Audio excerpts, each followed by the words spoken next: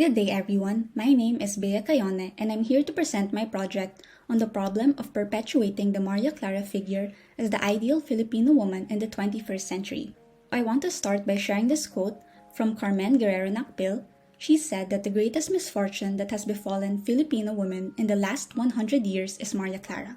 I mean this in a very real sense, for in trying to live up to the pattern set by Rizal's beautiful heroine, millions of Filipinas became something other than their real selves. So here's an outline of my report. First, I will discuss the Maria Clara figure, the traces of the figure in Philippine literature. I will be examining two stories. First is May Day Eve by Nick Joaquin. Second is Vanessa Calling by Andrea Pacion Flores. And third, I will do a character analysis of the two characters, Doña Agueda and Vanessa. Fourth, I will be examining the problem's relationship to the social sciences using concepts of globalization, delocalization, gender studies, intersectionality, structural inequality, and lastly, my conclusion. First, the Maria Clara figure. So with the advent of modernity, one would expect most traditional practices to be bygone, especially one that dates back to the Spanish era. Unfortunately, the modern Filipina remains shackled by her country's colonial past. Everyone knows who she is. She is known as a conservative, docile, modest woman. Maria Clara emanates from Jose Rizal's groundbreaking novel, No Limitang Here. So why is this stereotype problematic? Well, the Maria Clara figure is a clear manifestation of gender inequality in Philippine society. Deeply imbibed into our culture, some have stopped wrestling with the ideal and resigned themselves to their plight. Consequently, it places modern Filipino women at a disadvantage as they must continually negotiate with this constraint throughout their lives. So now I will be examining the traces of the Maria Clara figure in Philippine literature. So literature has always been my favorite way to perceive the world. Since childhood, I have been an avid fan of stories. As a literature major, I will use my field as the means of investigating the chosen social problem, which aligns with my research interest, studying how women are portrayed in literary texts. So I want to argue that fiction is more than a genre, it is a mirror of social reality. I have observed that there remains a stigma surrounding fiction. Some people are quick to dismiss this genre as irrelevant simply because it is not realistic. However, I disagree. Literature is an art form. It is the means that connects the artist to their audience. But more than art for art's sake, when used right, literature can be a powerful instrument for social change. It questions our long-standing beliefs and opens our eyes to the injustices around us. So the two stories are from the past and present. So the first is titled May Day Eve by popular author Nick Joaquin. It was published in 1947, and the present short story I have is called Vanessa Calling, published by contemporary writer Andrea Pacion Flores in 2014. In May Day Eve, Nick Joaquin infuses magical realism into this bittersweet story about a married couple whose love has gone cold. Both characters give an account of their fateful meeting in the past, emphasizing how the young Don Badoy fell in love with his wife-to-be, Doña Agueda. While the story's central themes are faded love and regret, Joaquin's characterization of the young Doña Agueda is worth noting as she wrestled with the Maria Clara ideal imposed on Filipino women during colonial times. May Day Eve sheds light on the social role prescribed by women in the 19th century. Meanwhile, the present story I've chosen, Vanessa Calling, revolves around two women named Anna and Vanessa. The story is told from the perspective of the former as she recounts her experiences with the latter in 5th grade. So while the young Vanessa had longed to be her friend, Anna deliberately rejected her because she was too different. Vanessa Calling makes a dark and harrowing inquiry into the relationship of young girls to reveal how despite modernity, the standard of beauty continues to be dictated by Western influence. An examination of the two literary texts, set in different periods, will allow us to trace the continuity between the Philippines' past and present societies. The question that begs to be asked is, how has the construction of the female identity evolved through time? So now it is time for the character analysis. But first, it is necessary to discuss the female identity in Spanish colonial Philippines, particularly the birth of the Maria Clara ideal. Told in two parts, May Day Eve is first set in 1847 during the era of Spanish colonization. So contrary to pre-colonial times, wherein Filipinas played active roles as the babaylan of their community, the arrival of the Spaniards led to drastic changes in the politics of gender and family life in the Philippines. The Spanish Catholic education imbued the concept that men and women had different rank and status. Man was a public being, while woman was a private being. And here the concept of the double standard arose, meaning men were free to pursue extramarital affairs, while utmost devotion and loyalty were expected of women to the men in their lives. Women were thus confined to the domestic sphere. At an early age, they were reared for marriage and motherhood, expected to be pious and conduct themselves with propriety, and treated inferior to men. Essentially, colonialism brought about the covered Filipino woman. Jose Rizal's Maria Clara is no exception. She is remembered for being modest, docile, and pious, a reflection of the women of her time. Now I will introduce you to the character of Doña Agueda. She is a beautiful young woman who wrestled with the Maria Clara ideal.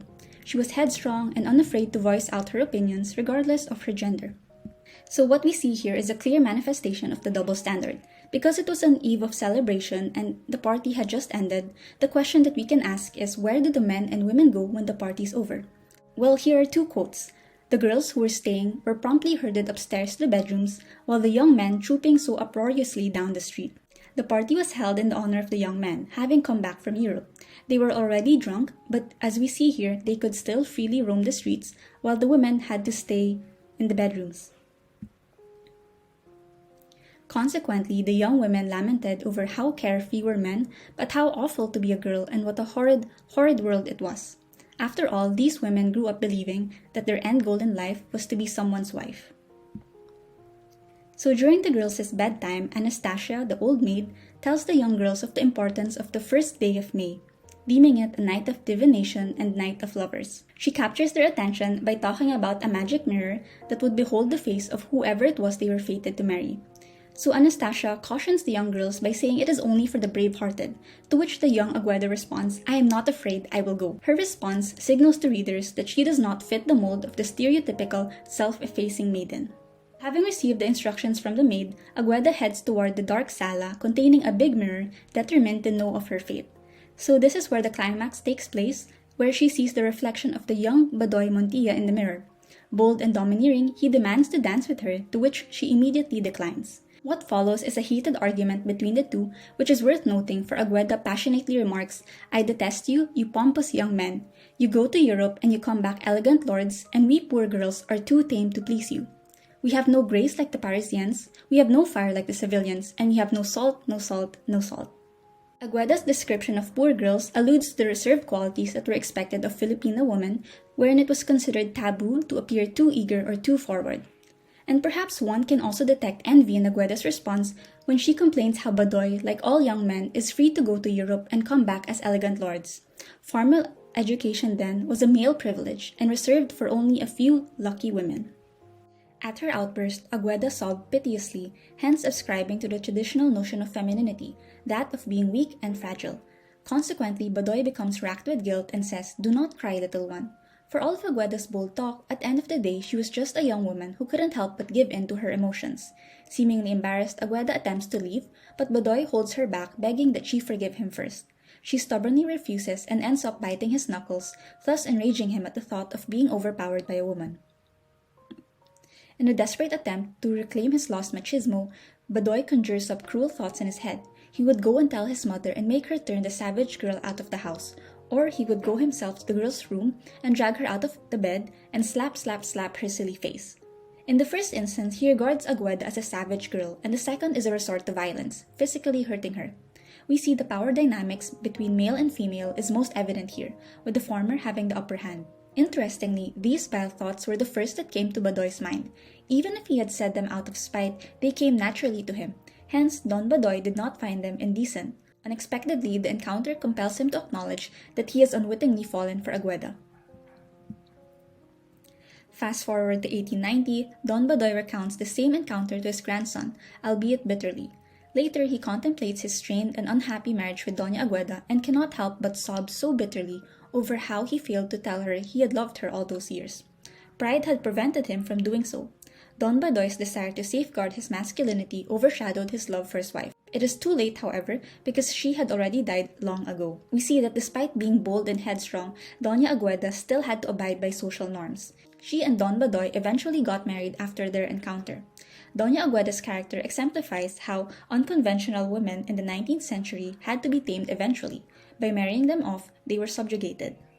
So compared to Doña Agueda, the young women from Passion Flores' story have certainly come a long way. While Filipino women of today have been afforded the same educational opportunities as men, there remains an insurmountable problem that is exclusive to them alone, that of the Maria Clara ideal that continues to be imposed today. A concrete manifestation of this is how Filipinos still regard Eurocentric features as the standard of beauty. What is saddening is that this has been ingrained in the minds of young girls since time immemorial. They grew up believing having a dark complexion or a flat nose is undesirable and thus must be altered in order to be deemed acceptable in society. Now we will discuss the female identity in contemporary Philippines, the rise of the multifaceted Filipina. According to Denise Cruz, Maria Clara was the epitome of a dying tradition, symbolic of the shackles of Spanish Catholic rule now broken by women's access to education and the rising numbers of Filipinas in the workforce, in the arts and sciences, and in academia.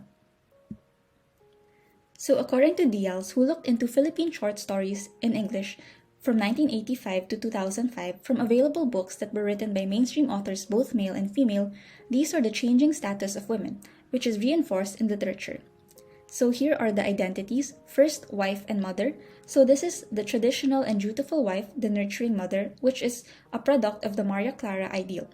Second is women without men, independent. This is due to the liberty afforded by the Revolution and Americans. Progressive co-education led to women being able to receive formal education. And this may also refer to the career-oriented women who don't think of marriage and starting a family as a priority in their life. And third, we have the revolutionary and activist. So this is a result of the political uprisings in the 70s, the martial law period, wherein there was an emergence of feminist consciousness.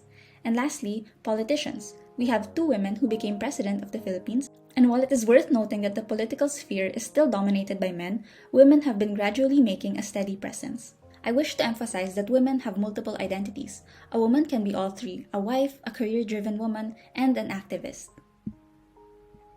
So now let us analyze Vanessa's character. The story opens with the older Anna reminiscing about the time she spent with Vanessa in 5th grade and how it was a period she would never forget. She recalls how it was always easier for the fairer ones to be in the category of those considered to be pretty. And because Vanessa was plain and possessed none of these beautiful traits, the young Anna did not want to be her friend. She described the young Vanessa as someone who was neither pretty nor smart nor rich. She had dark skin, which was not exactly a plus among kids who thought being Tesay, the Spanish mestiza in particular, was the standard of beauty to aspire for. Also, Vanessa had the most irritating voice. It was loud and high and bossy. So the fact that these were the thoughts of a mere 10-year-old reveals how the minds of Filipino women have been conditioned at a young age. Having dark skin was undesirable. According to Hazel McPherson, the social status of Filipinas remains high as long as she maintains a public decorum of modesty, patience, devout religion, clean living, culture, and submissiveness. She is expected to stay within the traditional mold embodied by Maria Clara by avoiding public promiscuity and other undesirable behavior on becoming a lady on pains of a fall from grace in a way that notoriously promiscuous Filipino men do not. We see here the double standard is still prevalent in our society. Moreover, Filipino parents continue to instill decorum in their children, especially the females. Unfortunately, the young Vanessa paid no heed to this, speaking in a loud and arrogant manner in a way that accepted no contradiction. Consequently, Anna became hostile toward her and tried to avoid her at all costs.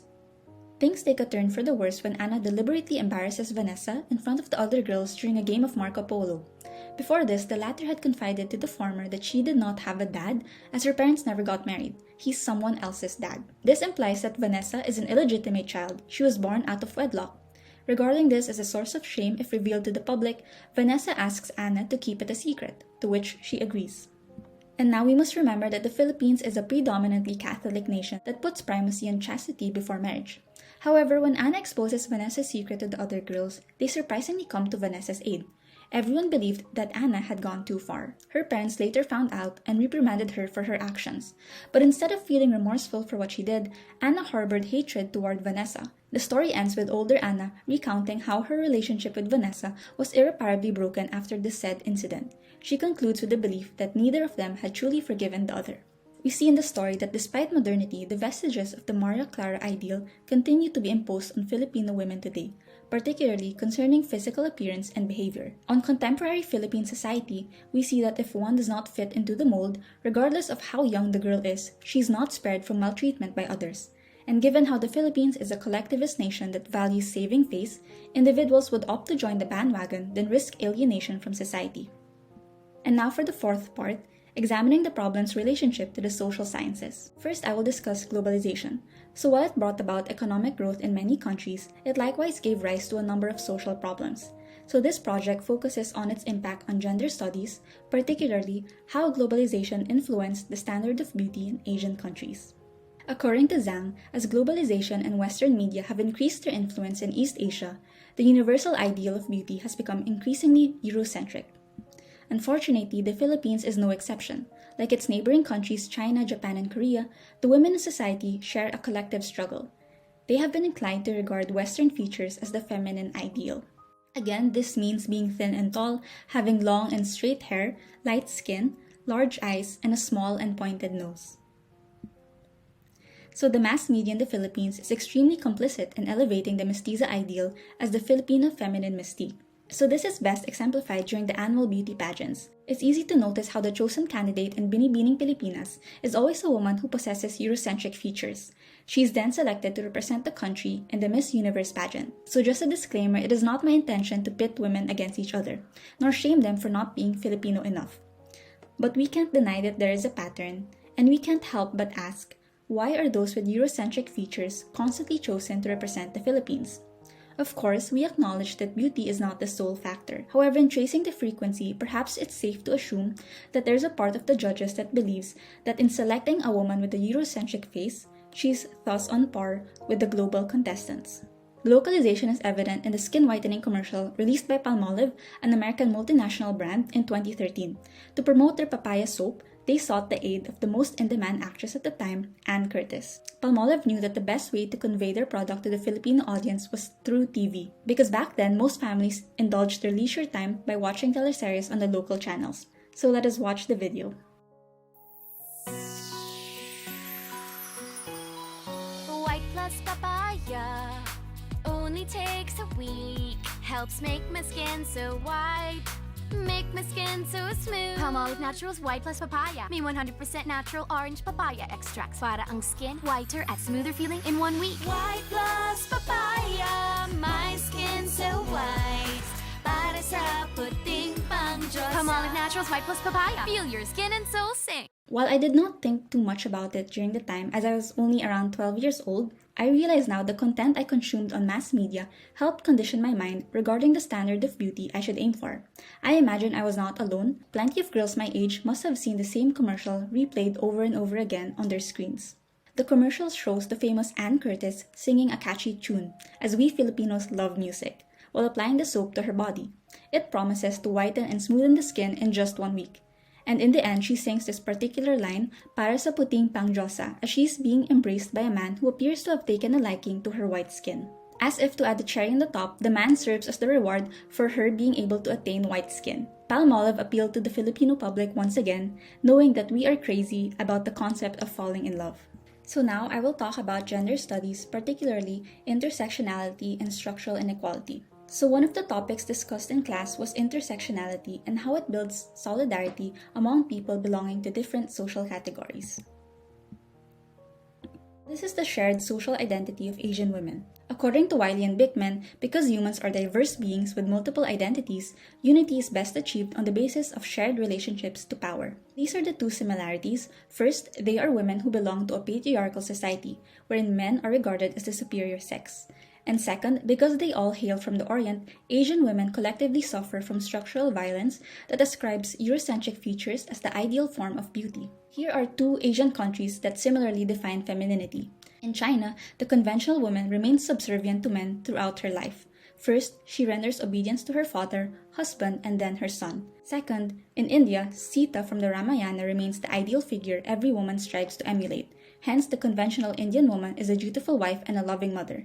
And for the Philippines, because we remain a predominantly Catholic nation, the stereotypical Maria Clara figure is thus impossible to eradicate. Regarding the second, the fusion of the Western and Eastern cultures led to the integration of the Eurocentric ideal of beauty in Asian countries like China, Korea, and the Philippines. Lei Zhang, a Chinese scholar, considers this a form of structural violence as it oppresses Asian women into conforming to a standard of beauty they cannot naturally obtain and labeling them inferior to Western women. She also says that plastic surgery is a form of cultural imperialism, as Asian women are unaware that by undergoing plastic surgery, they perpetuate an idealistic form of beauty. In conclusion, we learned that the Maria Clara figure is not an isolated case. By recognizing the intersectionality formed between Asian women of different cultures, we are exposed to shared suffering, and awareness precedes social action. The stories of Nick Joaquin and Andrea Pacion Flores voice out a long-standing issue that has plagued Filipino women since the time of Spanish colonization. Whereas May Day Eve is set during the height of the stereotype Vanessa Calling despite being set in modern times, we can still see how the traces of the Maria Clara figure remain even after more than half a century has passed. So I do not wish to end on a glum note, so let me share the World Economic Forum's Global Gender Gap Report in 2021. According to the infographic, the Philippines remains the top country in Asia in terms of closing the gender gap based on these key indicators, so it is worth celebrating that Filipino women have come a long way. Today, we are free to prioritize our careers over building a family, enter romantic relationships out of our own volitions, or opt to remain single and not have children at all. But of course, we must always check our privilege. Not everyone is afforded the same rights. So, there is still much work to be done in order to achieve true gender equality. Hence, in order to properly address the social problem, we turn to the value of interdisciplinary collaborative engagements. From my field, literature speaks the truth. It is a mirror of social reality. In order to critically engage a text, we should always situate the story in its proper context.